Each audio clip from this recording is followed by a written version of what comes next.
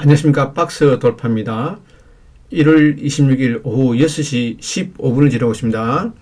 인생은 길고 정권은 짧다. 정권은 짧고 인생은 길다. 부동산 속담이죠. 그리고 세금을 이겨내야 큰 인물이 된다. 그리고 부동산에서 성공을 하려면요, 팔 때가 아니라 살 때가 되었을 때 살 줄 알아야 한다. 부동산의 여왕이라는 바보라 코코라는 그렇게 이야기했네요. 제가 이야기한 종목 중에서요, 레인보우가 초급등을 했네요. 레인보우가 시총 한 1위 정도, 2위 정도 될 것이라고 제가 미리 이야기를 다 됐죠. 제가 8월 23일부터 이야기했잖아요. 두산 로보틱스도 날아가고 있고요. 한국항공우주도 상당히 세잖아요. 저 종목이잖아요. 네이버도 저 종목이고요. 모비스도 저 종목이고요. 카카오도 저 종목, 삼성전기 저 종목이고요. 미래에셋증권, 저 종목이잖아요. 미래에셋증권도 날아갈 확률이 굉장히 큽니다. 그리고 6시 17분이네요. 이 종목들 날아가고, 전선주들도 아주 세고요.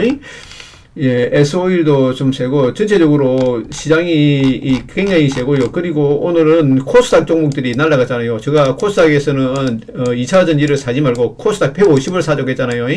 저는 금요일날 코스닥 150을 샀고요. 그리고 오늘은, 그러고, 해외 증시도 보면 아마 오늘이 환율이 폭락이 나왔기 때문에 이제 환율이 폭락이 나오면 보통 미국 주식이 날아갑니다. 미국 주식이 날아간다고요. 충분히 날아갈 수가 있다고요. 미국 주식들이 날아갈 수 있습니다. 저는 미국 주식 중에서 가장 좋게 보이는 종목이, 제가 여태껏 이야기한 종목 중에서 세게 이야기해가지고 안 간 종목이 한 종목도 없지 않습니까? 종목도 정권주는 미래에셋하고요, 키움증권이고요. 하이닉스, 현대차도 굉장히 강조했고요. 자동차도 현대차를 모비스하고 이 두 종목을 굉장히 강조했고요. 레인보우라든지 이 로봇 관련된 종목들, 네이버, 카카오 이런 종목들을 대바닥에서 이야기했지 않습니까? 우주항공이라든지 두산 로보틱스라든지 이런 종목들, 현대중공업이라든지 저보다 솔직히 다른 전문가들보다는 제가 아마 충분히 다른 사람보다 저는 잘한다고 자부심을 느끼고 있습니다. 인생의 사다리는요, 뭐냐면 자신감입니다. 자신감. 항상 부정적인 뉴스를 보지 마십시오. 부정적인 뉴스를 보면요, 저는 부동산에 대해서는 부정적인 뉴스를 아예 근처도 안 갑니다. 듣지도 않고, 저는 주식이나 부동산에 대해서는요, 어느 누구의 조언을 안 듣습니다. 특히 폭락론자들의 이야기는 절대로 저는 듣지를 않습니다. 특히 부동산은 이 쓰레기들이 너무 많기 때문에요. 약장사들이 많다고요. 자기는 강남에 살면서, 자기는 강남에 살면서 아파트를 다 팔아라 그런다고요. 아주 이 율배반적인 사람이 굉장히 많습니다. 저는 그러고 앞으로 부동산이 어떻게 될 것인가. 주식은 제가 코스닥 150이 최고 좋게 보이더라고요. 그래서 저는 금요일날 코스닥 150을 샀고요. 저는 미국 주식에서 저는 최고 좋게 보이는 주식이요. 한번 볼까요? 저는 앞으로 월마트가 가장 좋게 보입니다. 저는 누가 뭐래도 월마트가 21선 요 도론만 다 도는 겁니다. 자 보라고요. 요렇게 꼬았지 않습니까? 이 갭을 냈거든요. 이 보자고요. 사람들이 여기서 못 삽니다.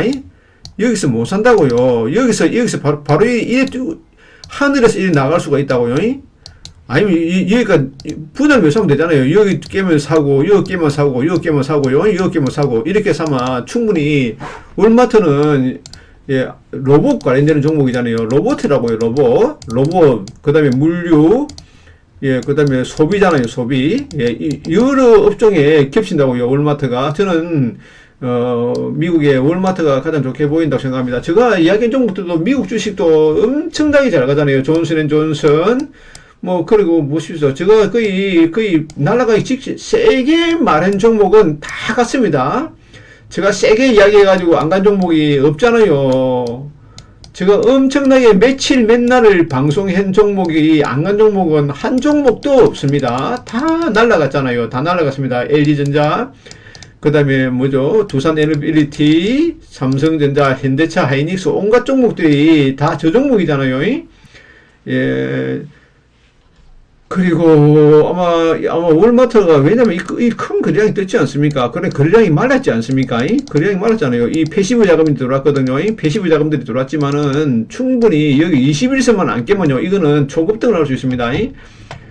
예, 그리고 오늘이 환율이 1420원으로 미일 한국이 아마 공조를 한다 하기에 아마 환율이 오늘 많이 내렸습니다. 많이 내렸지만은 또 어찌 될지 모릅니다. 야, 국민연금 해외 주식 목표 비중 1.7% 줄이다 그러네요. 그러고 국내 주식 14.9% 유지. 예, 그래서 지금 미국 주식이 조금 조정하고 있는데 그렇게 크게 조정하지 않을 것 같습니다. 항상 이 파도가 이렇게 치지만은 반드시 위로 올라간다고요. 그러고 부동산하고 주식하고는 제가 항상 동행한다 했고요. 그러고 부동산에 대해서는 부동산 규제로 부동산을 잡은 나라는 지구상에 어느 나라에도 없습니다. 규제를 가하면 가할수록 그 스프링을 쪼는 거가 똑같거든요. 규제가 뭐냐? 스프링을 쪼는 겁니다. 이 공급 물량이 문재인일 때는 공급 물량이라도 좀 있었거든요. 근데 이재명이는 이 공급 물량 자체가 없습니다. 그렇기 때문에 이번 규제가 생기면요, 5월달까지는 이래 빠질 수가 있지만 6월달부터는요, 부동산이 어떻게 되느냐, 상한가로 갑니다. 자, 6월달부터는요, 자, 5월달까지는 횡보를 합니다. 자, 부동산이 5월달까지는 횡보를 합니다. 그러나 6월달부터는요, 상한가로 갑니다. 상한가 부동산이요. 자, 근데, 자, 그러고 자리가 나쁜 아파트들은요, 어떻게 된다? 예, 자리가 나쁜 아파트는 거의 한가로 갑니다. 한가 갑니다. 한가. 5월달까지는요, 한가로 갑니다. 자기 아파트가 5월달이 돼버리면요, 5월달까지는 쫙 빼버립니다. 이렇게 빼버린다고요. 근데 좋은 아파트는요, 어떻게 된다? 좋은 아파트는 이렇게, 자, 제가 그림을, 그려보겠습니다. 어떻게 되는가를. 자, 그러면 그림을 한번 그려볼게요. 자, A급지가 있고요, B급지가 있고요, C급지가 있고, D급지가 있습니다. 자, A급지는요, 이래 갑니다. 5월달까지. 이래 갑니다. 이래. 자, 여기서 1월달, 5월달까지입니다. 서서히 오른다고, 이렇게. 자, 5월달부터 이래 갑니다. 이래. 자, 이래 간다고요. B급지는 어떻게 되냐? B급지는 이래 갑니다. 이렇게. 요런 식으로 갑니다. 요런 식으로 가다가, 이래 갑니다. 이래. B급지. C급지는 어떻게 되냐? C급지는 이럽니다. 이래 됩니다. 이래입니다. 이래 갑니다. 이래. 자, 여기가 5월달이거든요. 5월. 여기도 5월입니다. 5월 말입니다. 5월 말. 예, 그리고, 자, T급지는 어떻게 되냐? 자, 이래 갑니다. 이래. 자, T급지는 이래 갑니다. 이래. 자, T급지를 가진 사람들은 다 팔아야 된다고요. T급지는 다 죽여버린다고요. 그래 놓고 다시 이제 팔고 나면 이렇게 가겠죠. 이렇게 원형 바닥경이 되겠죠. 그러니까, A, B, C. 자, 여기 A가 어디냐? 서울. B가 어디냐? 해운대. 예, 그 다음에 경기도, 인천, 대구. C가 어디냐? 예, C가 어디냐면요, 예를 들어가지고, 예를 들어서 부산으로 말하면요, C 지역이 어디냐면, 예를 들어가지고, 동구랄까? 부산에 말하면요, 진구랄까? 이런 데고요. 서울은 잘 모르겠는데, 이쪽에 평택이랄까? 예, C 정도는요. 여기는 예를 들어서 과천이랄까? 분당은 A급이잖아요. 그럼 D급은 어디냐? T급은 예를 들어서요, 예를 들어서 외곽이죠, 외곽. 무조건 외곽입니다. D급지는요, 무조건 지금은 D급지를 팔아야 된다고요. 팔고, 최소한 B급지로 가야 됩니다. 저는 앞으로 부동산이 지금 가격에 2배 내지 3배가 올라간다 생각합니다. 자, 문재인 때는 부동산이 2배 정도 올랐거든요. 문재인 때 부동산이 한 5억 하던기 한 11억까지 갔습니다. 14억까지 갔죠. 자, 문재인 때가 5억에서 14억까지 갔거든요. 한 3배 정도 올랐거든요.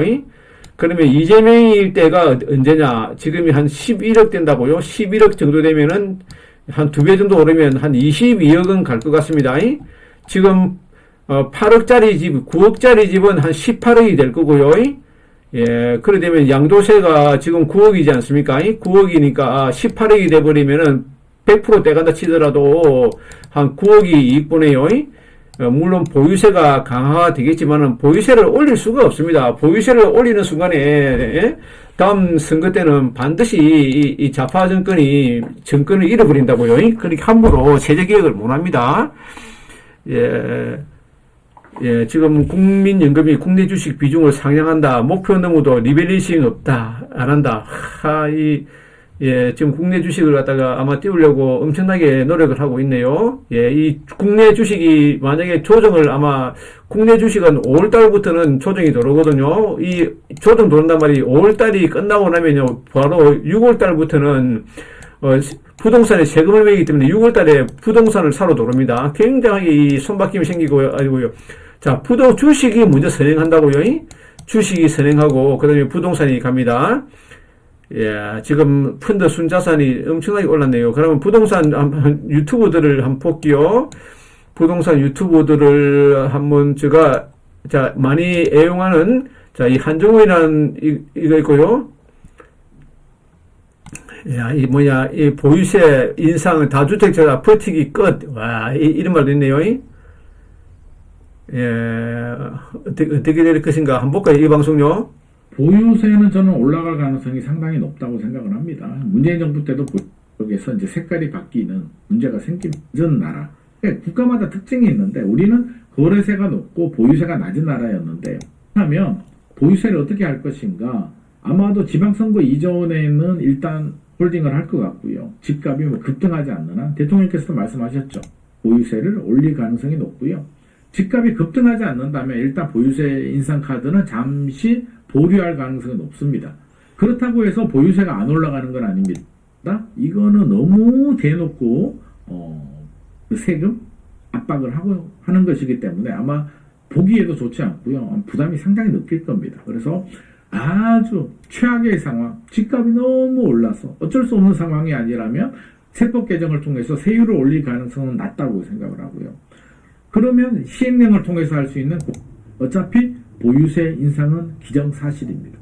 여기에 더 압박을 하고 싶으면 공시가격 현실화율을 자연스럽게 올립니다.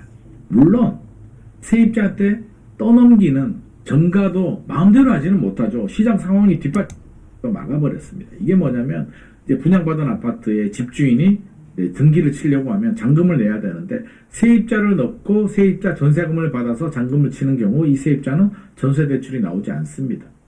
그럼 세입자 입장이라면 집을 사려고 하는데 역시 대출이 막혔고 집값은 너무 비싸요. 못 사겠는데 어떻게 해야 되겠습니까? 자연스럽게 전세로 머물러야 되는데 수요는 늘어납니다. 사야 되는 분들도 못 사게 되면서 전세 매물도 안 나옵니다. 그럼 전세 시장이 불안하죠? 월세 가격도 올라갑니다. 이런 상황에서 집주인이 보유세 부담이 늘어납니다. 그럼 어떻게 할까요? 월세 올려주세요. 지금 전세 주고 있는데 올려야 되는데 대출이 안 나와요. 그러면 반전세라고 하죠. 네. 상황 자체가 지금 전월세가 아니라고 하죠. 매물이 상당히 귀하고 월세 가격이 올라가는 상황이기 때문에 세입자의 입장이라면 거부할 명분이 없다. 집주인이 전가를 시키는데 거부를 하고 다른 데로 가야 되는데 다른 데로 가기에는 전세 대출도 안 나오고 전세 매물도 없습니다. 상당히 불리한 구도가 만들어졌다. 집주인 입장이라면 보유세 인상분을 전가하기 좋은 상황에 만들어졌다는 말씀 드리고 싶습니다. 예, 그리고 자 이정훈이죠. 이정훈 방송 한번 들어보겠습니다. 부동산요. 자, 이정훈이 방송 한번 볼게요. 이정훈 부동산 이성훈이죠. 이성훈이가 한정훈 부동산 한번 들어보겠습니다. 예, 지금은 부동산을 사러 가야 됩니다. 예, 부동산을 사러 가야 됩니다. 여러분, 양도세 중과가 확정됐다고 합니다. 그러나 결국 집값은 오릅니다. 구독! 그게 바로 규제의 역설이라고 하는데요. 규제의 역설. 이 대통령 다주택 양도세 중과 이후에 재연장 생각했다면 오산이다. 한마디로 그냥 물론 일시적으로 단기적으로 그 효과는 있지만 결국 시간이 지나 보니까 시장을 절대 못 이겼다는 거예요. 여태까지. 이게 지금 현실이거든요. 근데 참 정부를 이기는 시장이 없다는 이런 얘기를 하셨습니다. 자, 양도세 중과 어쨌든 다시 시행이 된다고 해요. 이 부동산 정책이나 부동산 시장의 흐름은요, 과거의 그런 어떤 흐름들을 보면은 앞으로 우리 미래에 어떻게 될까를 현재에 어떻게 될까. 공급 물량이 적다 보니까 공급이 없으니까 가격은 올라가죠. 단지 그게 거래량은 거래 절벽 현상으로 엄청나게 줄어들었지만 하나씩 거래되는 거는 가격이 계속 지금 양도세 올리는 데 집착을 할까요? 저는 그게 아마 현 정부의 그 인식 때문이 아닌가 싶습니다. 왜냐하면은 문재인 정부 때도 마찬가지고 현 정부도 마찬가지죠. 다주택자는 투기꾼, 그렇죠? 다주택자들이 그 부동산 투자가 아니고 부동산 투기라고 얘기를 많이 하죠. 부동산 투기, 불로소득이다. 그래서 부동산에 들어갔던 돈들이 주식시장으로 들어가게끔 뭔가 좀 더 지금 하겠다라는 그 의지를 강하게 보여주는 게 아닌가 싶어요. 그런데 제가 항상 말씀드렸듯이 우리가 집이 없으면 못 살잖아요. 집이 없으면 어디가 삽니까? 그러니까 집도 이 세도 월세든 전세든 집을 공급해주는 공급원이 있어야 되는 거잖아요. 그걸 정부에서 다 해줄 수가 없잖아요. 왜요? 돈이 너무 많이 들어가니까 집을 짓는데. 그래서 민간에서 공급하는 공급에 여태까지 의존을 해왔는데 그 민간 공급을 지금 완전 줄인다는 얘기죠. 그렇죠? 민간 공급을 한마디로 이 집을 가지고 있는 건 불로소득이라는 그런 인식, 이 인식이 지금 이런 정책들을 만들어낸 게 아닌가 싶습니다. 저는 지금 현 정부에서 이재명 정부가 들어와서 부동산 정책도 문재인 정부 때랑은 뭔가 다를 것이다라는 희망을 가졌습니다, 사실. 그래서 이렇게 뭐 재건축 초과이익 환수제도라든지 이런 것들을 풀어서 공급을 늘리겠다는 확실한 시장에 시그널을 줘야 된다는 얘기도 많이 했었고요. 그리고 그런 기대도 솔직히 조금은 가지고 있었습니다. 하지만 지금 양도소득세 중과를 이거를 유예를 일반 세율로 1년간 유예하지 않고 바로 5월 9일 이후부터 중과하겠다는 대통령이 발언을 듣자마자 저는 어떻게 했어요? 이게 또 똑같네. 문재인 정부의 시즌2로 진행이 될 것이 거의 기정사실이네. 이런 생각밖에 안 들었습니다. 그렇다면 문재인 정부 때 정책이 성공했느냐는 거예요. 28번인가 정책이 나왔다 그러잖아요. 보시면은 계속 얘기하는 게 공급 부족이잖아요. 공급 부족. 이 공급 부족. 책이란 말이에요. 이 방향이 아닌, 이 방향으로 이게 많지는 않지만 거래가 되는 것들은 선호적 위주로. 그러면은 이게 올해 시장은요 무조건 오르는 시장이 될 거기 때문에 그때 5억 네라고 하는 사람들이 부정론자들입니다. 우리는 부정론자가 되면 안 되고요. 10가지 중에 9가지가 부정적이고 1가지가 긍정적이더라도 긍정적인 마인드를 가지고 우리는 이 재테크에 임해야 된다, 이런 얘기를 이 시간을 빌어서 꼭 우리 구독자님들한테 드리고 싶습니다. 자, 2월 3일 날 세미나 공개합니다. 예, 이분도 부족한 것이 뭐냐면 9가지가 부정적인 거라도 1가지가 긍정이면 긍정적인 사람이 되어야 되겠네요. 예, 한정훈이 받고요. 아포유 한번 볼게요. 아포유 방송 한번 볼게요. 예, 아포유 부동산 한번 보겠습니다. 예, 페인 바닝, 베인셀링, 예, 패닉셀링, 시장은 다시 카오스, 예, 카오스가 벌어지고 있네요, 시장이요. 예, 아마 충분히 시장이 아주 멋진 시장이 될 것입니다. 예, 아주 멋진 시장이 될 겁니다. 부동산이요, 저는 앞으로 A급, B급, C급이 있는데요, D급이 있는데 A급은 꽃배기 3배가 오릅니다. 문재인 때 봤잖아요. 4억이 13억이 됐지 않습니까? 예, 그렇게 갑니다. 지금, 예, 보통 문제가 아니라고요. 예, 아포유보다는, 자, 이상우 부동산 한번 볼까요? 이상우 부동산. 예, 한번 볼게요. 이상우 부동산. 예, 이 보자고요. 예, 20년 된 아파트 판다. 이런 거 있네요. 야, 이 방송 안 들어갑니다. 듣지 말고요. 예, 앞으로 어떻게 될 것인가를 잘 생각해 주셔요. 자, 있네요. 정권은 짧고 인생은 길다. 짧고 인생은 길고 집값은 계속 오르는데 사람들이 막 팔까요? 안 팔죠. 누가 팝니까? 하고 그 다음에 공급 이야기도 있었고 그 다음에 구조의 주택 보유세 인상에는 반대한다. 고가주택을 가지신 분들이 많아요. 그죠? 특히 강남 쪽에 뭐 분당의 핵심 지역에 고가 1주택이 될 것이니까 앞으로 집값이 어떻게 될 거냐 이런 생각을 한번 이해를 안 한다. 그 얘기 뭐냐면 중과를 한다라는 거죠. 그러니까 기자회견에서는 세금은 안 건드릴 것처럼 현재가 아니잖아요. 중과세 그래서 양도세 중과 현장이잖아요. 안 하겠다. 양도세 중과하겠다. 이런 이야기인 거죠. 그러면 이제 다주택자들은 특히 가열지구하고 초장지역에서 매도할 때 82.5%까지 세금을 내게 된다. 82.5%면 이제 국가가 지분이 더 많은 거죠. 그죠? 국가가 지분이 훨씬 많은 거다. 이렇게 보시면 되겠다. 그래서 이익이 남지 않도록 하겠다. 그렇죠? 오르는데 이익이 남도록 하겠다. 이런 이야기인 거예요. 그거 금지하려고 토지거래 허가구역을 하고 있는 거 아닙니까? 이중으로 이렇게 해도 되는 건가? 80%까지 양도소득세를 감면해주고 공제해주던 거를 이제 대폭 줄이겠다. 이런 이야기인 것 같습니다. 사회가 가고 있는 것 같습니다. 어쨌든 장기보유 특별공제를 하니까 사람들이 10년 보유 10년 거주만 하고 언젠가 이게 장기보유 특별공제가 다시 살아날 때까지 들고 있으면 되는 거죠. 그래서 이 매물이 줄어든다라는 이야기는 문제인데 여기다가 장특공을 없애고 그 다음에 다주택자들에 대한 중과를 하면 사람들은 또 안 파는 것으로 대응을 합니다. 계속 말씀드리지만 집 갖고 있으신 분들은 쉽게 팔지 않아요. 팔면 손해라는 걸 다 알고 있기 때문에 그렇다는 거죠. 지금 이렇게 매물이 줄어드는데 이게 올 초에 거의 9,600개 있던 게 5,400개로 떨어졌어요. 5,400개로.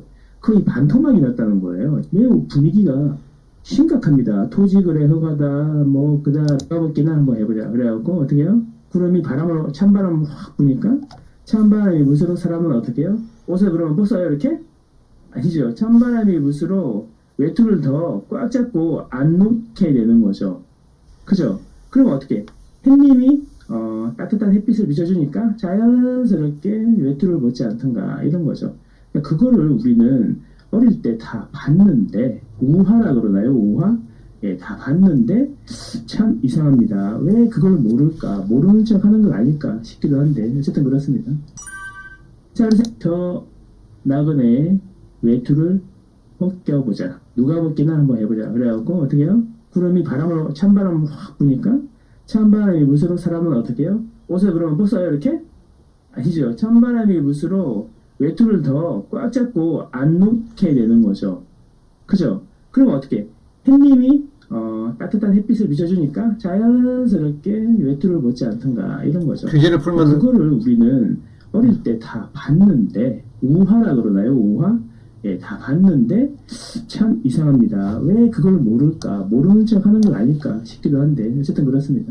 자, 뭐라고 했냐면 실질적이고 구체적인 공급 계획을 내놓겠다. 이렇게 얘기했다는 거죠. 그럼 실질적이고 구체적인 건 뭐야? 그동안에는 그러면 안 실질적이고 안 구체적이었나? 그래서 보니까 뭐냐면 인허가와 착공 기준으로 하는 게 실질적이고 구체적인 거랍니다. 옛날처럼 이제 몇만 원 하겠다 이런 게 아니라 인허가나 국교지, 국교지 하면 또 나오는 게 이제 기가 따갑지 않습니까? 너무 많이 들어가지고. 자, 근데 나올 집이 타임머신을 타고 과거로 이렇게 된다. 공연불이 된다. 이런 데 들어보셨잖아요? 그런 데는 2023년 대비 2025년에 2배씩 올랐습니다. 2배씩.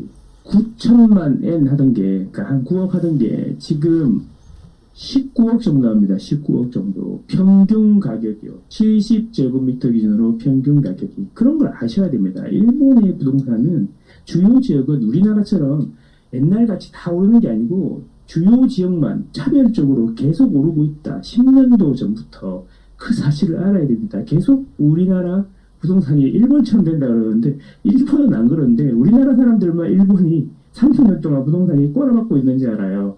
이거 잘못된 순서대로 오르고 있어요. 지금 우리가 강남 오고 120%, 200%까지 줬어요. 왜 1년 지나면 짜불리니까 연봉이 맞벌이 그냥 규제 안 하겠다 이런 이야기인 거예요. 자, 그래서 코스피 5천으로 보내라. 코스피로 보내라 이런 겁니다. 아주 난리가 났죠. 코스피 5천 해가지고 사진 찍고 난리가 났습니다. 자, 보니까 신입사원들 동원해가지고 한 것 같은데 하나뱅크에서 찍었습니다. 자, 어쨌든 코스피 5천으로 보내야 된다 이런 겁니다. 자, 그러면 결국 어떻게 될 것 같습니까, 여러분? 집값이 매물은 감소하고 체감 입주는 거의 없고 그 다음에 주식을 부양해야 되니까 돈을 찍어야 되고 이러면 결국 집값은 어떻게 될 것 같습니까? 제가 그래서 계속 말씀드립니다. 이렇게 하면 집값이 계속 오른다니까요.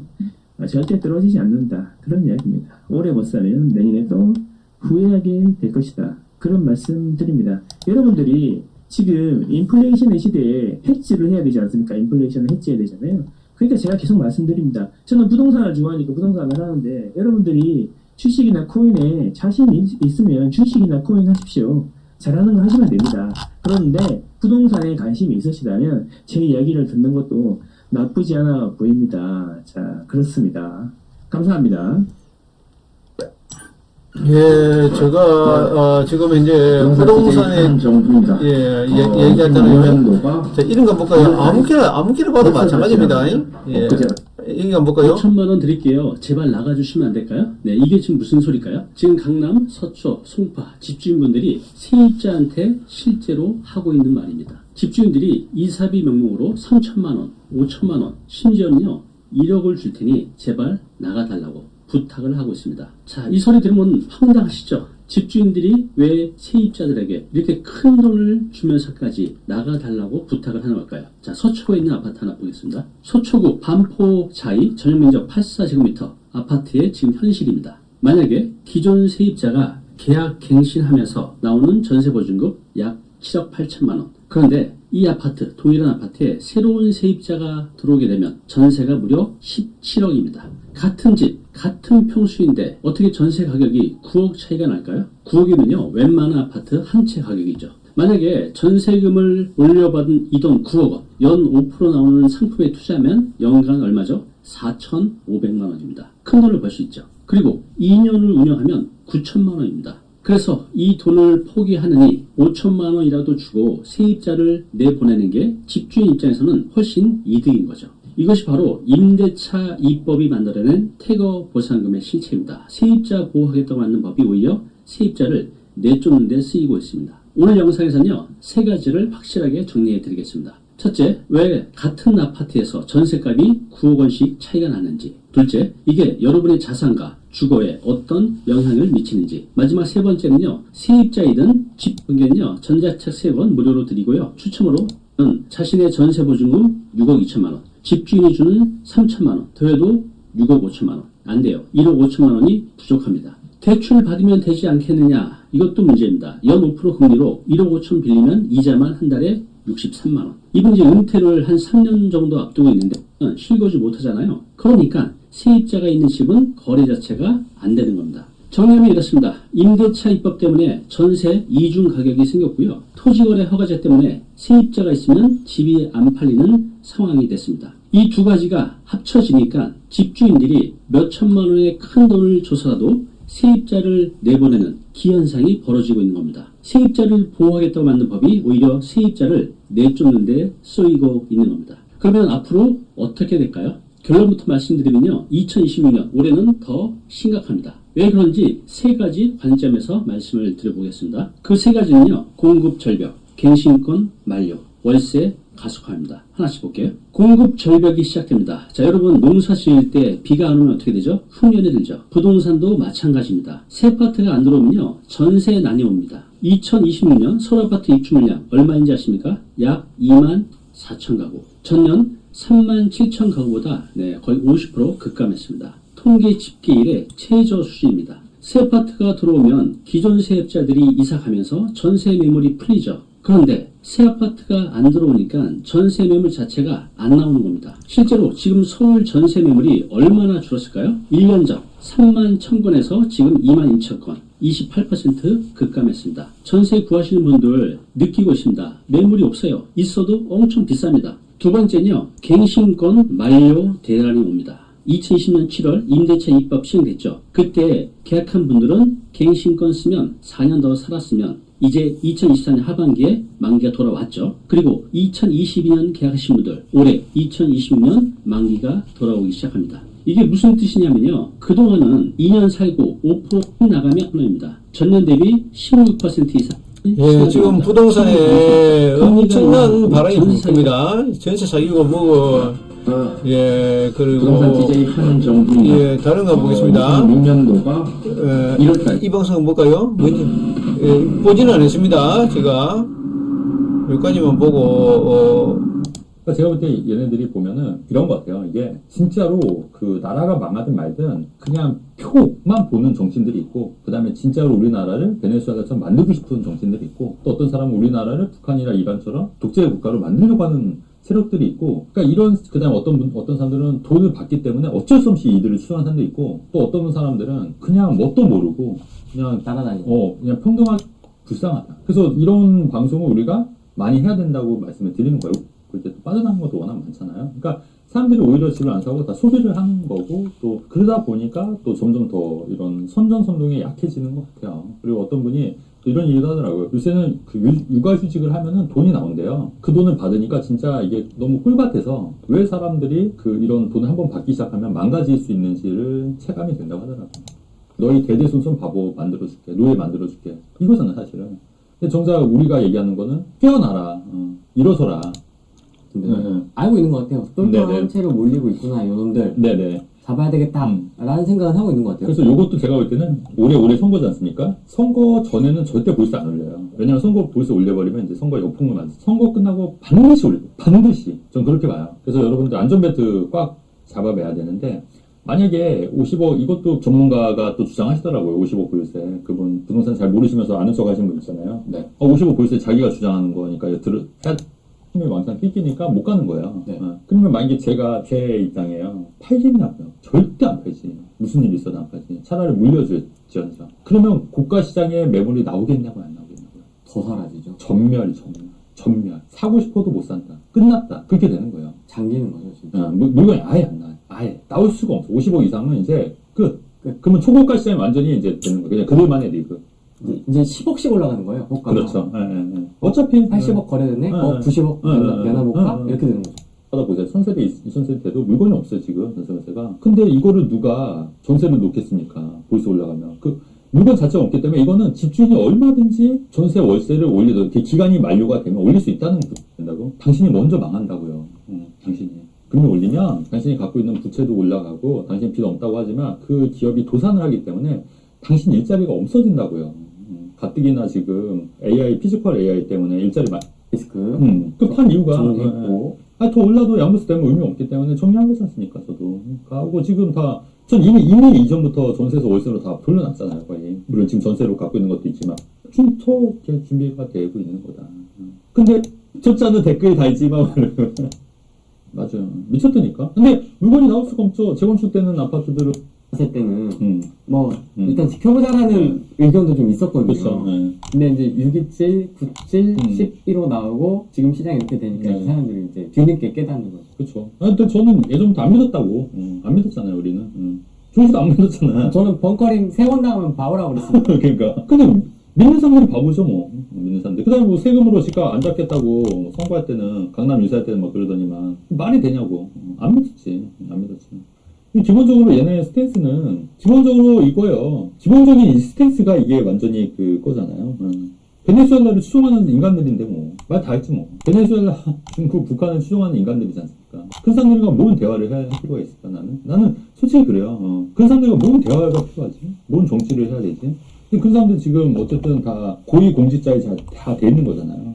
근데 그거를 다 또 표로 뽑아준 거고, 사람들이. 저는 안 뽑았는데요. 그러니까 우리 안 뽑았지만. 저는 한 번도 그쪽 뽑은 적이 없는데. 그러니까. 나도 물론 그런데, 항상 그랬잖아요, 이게. 자, 보라고요. 굿바이 하락자 한번 볼까요? 사람들이 비싸서 못 사겠다고 했고, 광명도 많이 올랐거든요. 근데 단기적으로 급상승한 거는 반드시 조용테라 집이 자, 요즘 숙박업 핫하지. 에어비앤비, 호스텔. 잠깐만요. 또 다른 방송을 보겠습니다. 하락장, 솔 입는 불장. 한번 볼까요? 이거는 이거 볼까요? 많을 수밖에 없다. 하겠다라고 했는데 꽤 크게 할 수 있을까요? 뭐 꽤 크게 한다는 게 이런 거 아닙니까? 지금 정부가 준비하고 있는 게 이런 노원 태릉 골프장, 국제업무지구, 서초 외교원, 뭐 부지, 뭐 여러 가지 있는데 구상을 하고 있는데 가용부지 자체가 부족한 데다가 만약에 후보지가 가용이 된다고 하더라도 이해관계자가 얼마나 많이 얽혀 있습니까? 본격적으로 실행하는데 적지 않은 낭비를 못 짓냐? 집을 사줘야 되잖아요. 집을 사줘야 되는데 집을 짓기가 무서워요. 대출이 안 돼요. PF 되게 어렵잖아요. 그래서 일단은 공급을 확대하겠다고 했는데 뭐 이런 것뿐만 아니라 도시형 생활주택 700가구로 뭐 짓는다. 이달 말 공급 정책이 포함인데 우리가 원하는 수요에 대한 개념들은 뭐냐? 아파트입니다. 도시형 생활주택이 아닙니다. 이 공급대책에 이런 게 포함되겠죠. 그러니까 공급대책에 이제 포함될 게 내는 계획이 중요하지 않잖아요. 실질적으로 토지의 갭 투자가 끊기니까는 전세 매물이 굉장히 많이 없어졌습니다. 그리고 토제로 14개의 자치구의 전세물이 반토막이 났다고 합니다. 성북구는 1년 전보다 85% 감소했다고 하네요. 그리고 토제를 했어도 거래를 막았어도 사람들이 거래를 더 하려고 합니다. 그러니까 토지 부정이 뭐냐면요. 이렇게 막으면요. 전세가 힘듭니다. 토제로 지정이 된 데에 거래를 한 개 하면은 문제가 뭐냐. 매매 거래를 한 개 할 때마다 전세가 없어지는 겁니다. 기존은 올해 2026년 계속 를 메우기 위해서 국채를 발행합니다. 많이 발행합니다. 많이 발행했죠. 돈 뿌리려고. 그러면 시중에 풀리는 국채 양이 늘어납니다. 그러면은 수요에 비해서 국채의 양이 많아지면은 국채의 가격이 떨어지게 되겠죠. 그런데 이 국채의 가격과 금리는 거꾸로 움직입니다. 국채 가격이 떨어지면 채권의 가격이 떨어지면은 금리는 올라갑니다. 반대로 움직이거든요. 반비례 관계예요. 채권 가격이 하락을 하잖아요. 그러면은 동일하게 액면 대비 더해서 이자를 더 받게 돼서 채권들을 발행을 하죠. 그래서 어떤 일이 일어나고 있냐? 모든 거 다 막았잖아요. 다 막았는데 참으로 신기한 거는 거래가 되면서 가격이 오른다는 겁니다. 정부는 실패한 방법을 실패하지 않을 거라는 믿음으로 하고 있습니다. 아니면 실패할 걸 알면서 세금을 거두려고 이렇게 올리나? 라는 생각을 할 정도로 무모한 정책들, 그리고 똘똘한 한 채 불리는 고가 1주택에 대해서 왜 못 가집니까? 그리고 청와대 김용범 실장님이 말한 건 뭐냐면은 여기에는 좀 안 나오는데 이제 그런 얘기를 했더라고요. 소득세가 세부세율이 45%잖아요. 근데 반면에 주택에 부과되는 보유세와 이제 특히 양도세는 상대적으로 체계가 단순하고 차이가 단조로워요. 근데 조금 있으니까 42% 올리고 45% 올린 사람들한테 특혜를 주는 겁니다. 넌 투기가 아니야. 너는 그냥 살았구나. 이걸 인정해 주는 거거든요. 근데 그거 없이 이제 이거를 뭐 50%로 줄이거나 아니면 더 축소한답니다. 문재인 정부 때도 어떤 일이 있었냐면은 원래 장특공이 80이었는데 그냥 보유하면 80이었어요. 근데 이거를 보유와 거주를 나눠버려가지고 40, 40으로 구분해버렸잖아요. 지금도 적용이 되고 있고요. 그런데 지금 이거에 대한 80을 50으로 줄인답니다. 그렇게 50으로 줄이면은 그 당시에 줄여서 어떤 결과가 나온지를 보니 만약에 이제 레미안 퍼스티지가 취득가격이 17억이고 55억이면요 세금이 2억에서 6억으로 늘어납니다. 그 다음에 서초 이평은 세상이 14억이 32억이 되면은 7천만에서 이제 2억이 늘어납니다. 아니 이거 얼마 안 되지 않냐고 근데 되게 큰 돈입니다. 사람들이 상대적으로 100억 가진 사람이 뭐 2억 3억 이거 얼마 되겠냐고 하는데 그거 되게 크게 봅니다. 되게 큰 거거든요. 이런 식으로 해서 1주택자들한테도 어려움이 있을 수 있는 시기가 2026년이라고 생각합니다. 예, 시장이 아마 오늘 여기까지만 하겠습니다. 앞으로 부동산이 초급등을 할 거고요. 저는 앞으로 미국 부동산도 굉장히 올라갈 겁니다. 굉장히 올라갈 겁니다. 예, 오늘 금리가 환율이 많이 내렸죠. 예, 이상으로 마치겠습니다. 예, 시청해 주셔서 감사합니다.